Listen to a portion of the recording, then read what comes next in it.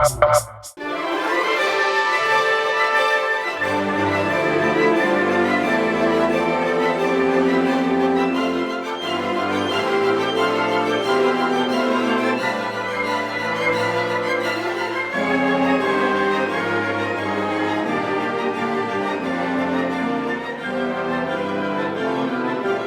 joueur de Prokofiev invite le public dans la ville imaginaire de Roulettenbourg, en Allemagne, un lieu construit essentiellement autour de la passion du jeu. Au premier plan, l'histoire d'une famille mondaine en proie d'importantes dettes. Tous leurs espoirs reposent alors sur la mort prochaine de la grand-mère, Babulenka.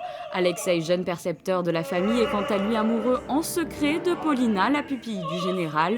Un amour qui s'efface peu à peu, remplacé par une addiction au jeu. Jean-Louis Grindas initie la mise en scène de cet opéra en 4 actes, inspiré du roman éponyme de Dostoïevski. C'est une œuvre passionnante. L'œuvre de Dostoïevski est formidable parce que c'est une nouvelle très courte, 130 pages, et il y a une richesse d'inspiration, une analyse de l'âme humaine, une psychanalyse avant Freud qui est tout à fait exceptionnelle. Et ça raconte avant tout l'histoire d'une dépendance d'un homme pour une femme, auprès d'une femme, et puis la dépendance de même homme pour le jeu. Il va troquer une maîtresse, cette femme, Pauline, contre une autre maîtresse, la roulette.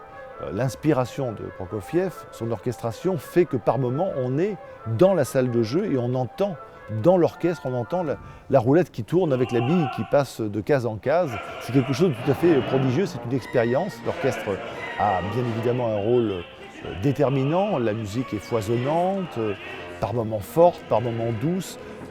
Jamais elle n'est facile, il n'y a pas ce qu'on peut appeler des airs dans cet opéra.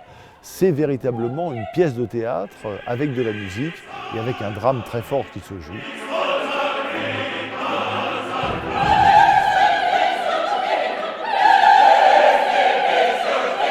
Pour cet opéra en langue russe, Jean-Louis Grindas a fait appel à un casting de solistes essentiellement russophones. Le chœur est également très présent tout au long de l'œuvre. Plus de 50 chanteurs se succèdent sur scène. Le texte en prose de Dostoïevski a séduit l'ensemble des protagonistes.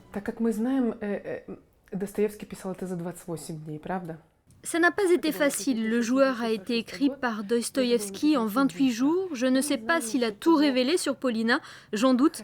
Mais notre rôle, à nous les acteurs et les metteurs en scène, ce n'est pas d'inventer leur histoire, mais d'enrichir les personnages. Ce n'est pas facile, d'autant que le personnage de Paulina est l'un des plus difficiles de Dostoïevski.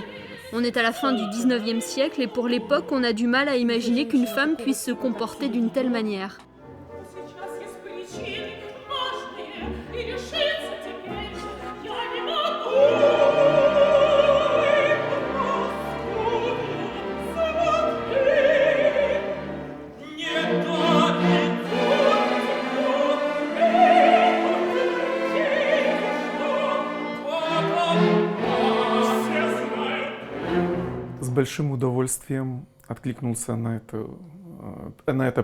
J'ai accepté avec un très grand plaisir cette proposition, parce qu'il s'agit là de l'un de mes rôles préférés. Je suis vraiment très content. Le travail avec le metteur en scène, Jean-Louis Grindas, était très intéressant. C'est un plaisir pour moi d'être ici. On va voir comment va se passer la suite. В общем-то, счастлив, что я здесь. Дальше посмотрим, как оно.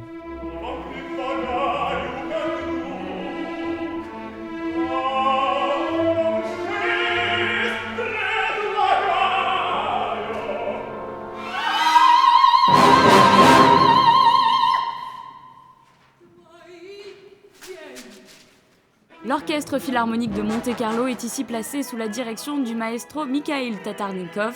La musique est un personnage à part entière de cet opéra. Souvent vigoureuse et énergique, elle prend toute son ampleur en deuxième partie, révélateur de la scène russe de l'époque qui accomplissait alors sa mutation vers un théâtre du réel.